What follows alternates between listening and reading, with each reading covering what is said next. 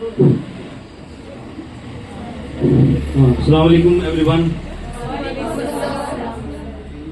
In the name of Almighty Allah, who is most merciful, omnipotent, omnipresent and omniscient, I welcome you all in this auspicious occasion, as my heart is filled with immense pride, and I'm feeling very joyful and happy at the same time, as I'm presenting today all of my students, whether they are in grade 10 or grade 12, as we are celebrating their success.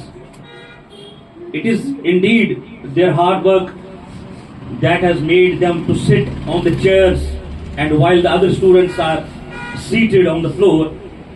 It might look like a little bit of difference whether you are seated at the floor and those persons who have qualified with the flying colors and they are seated on the chairs. But it's a big difference. It will come to you as well. The success will also roll. Success will come to you as well. But how that will come because of the dedication, the resilience, the discipline that you will show during your studies.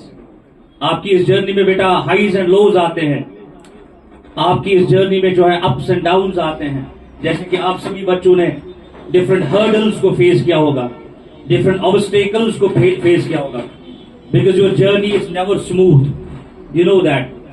तो जब भी आप इस journey में इन ups and downs को conquer करोगे, then you will be able to conquer the whole examination, then you will be able to conquer all your targets. As the ma'am said, Samreen ma'am ने बहुत अच्छी बात कही, that बेटा that is the goal setting. अब ये बात नहीं समझनी है कि बेटा हमने जो है 10th पास कर लिया तो हमने कोई तीर मार लिया है, या कोई बच्चा बोलेगा now I am done with the grade 12, I have done something else, अब वो हवा में उड़ेगा. तो ऐसा बिल्कुल नहीं करना है. तो indeed it is an appreciation moment for you.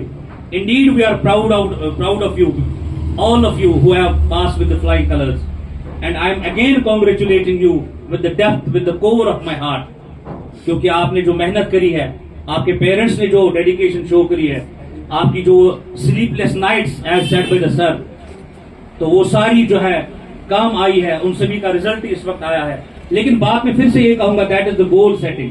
Now you will be not doing this, you will be roaming around. Now you will be doing this stuff. आप अब जो है अब ग्रेड 11 में चले गए तो अब उड़ते फिरोगे आप, अरे भाई साहब अब तो मैं मेडिकल ले रहा हूँ क्योंकि शर्मा जी के बेटे ने भी ले लिया. हाँ, सोसाइटी के प्रेशर में, this is what do we call as societal pressure. Don't go for that. बेटा मैं एक बात कहूंगा आपको, do opt for that subject which will be a bread earning for you, which will make you earn some bucks, because you have to feed your family. Although we all belong to the middle class or lower middle class families, you have to be, आप जो है आपको अपनी family का चिराग बनना है बेटा. आपको उस चीज के लिए ऐसा नहीं करना कि फलानी के बेटे ने ऐसा करा या फलानी रिश्तेदार ने मेरे जो है इंजीनियरिंग के लिए गया तो I will be for that, मैं भी जो इंजीनियरिंग या डॉक्टरी करने जाऊंगा. नो, ऐसा नहीं है. What are you suppose to do? You are supposed to go by your will, जो आपको अच्छा लगता है, जिसमें आपका इंटरेस्ट है, जो कल को जाके आपको क्या करेगा, which will make you earn some bucks, वैसा आपको टारगेट लेना है. आप समझे इस बात को? तो again I am congratulating you and I am saying that the world awaits you. आप अपनी ब्रिलियंस शो करिए and kindly keep this momentum alive.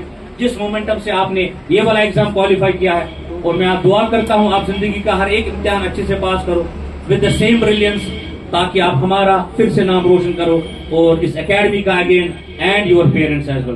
That was all from me. Thank you very much.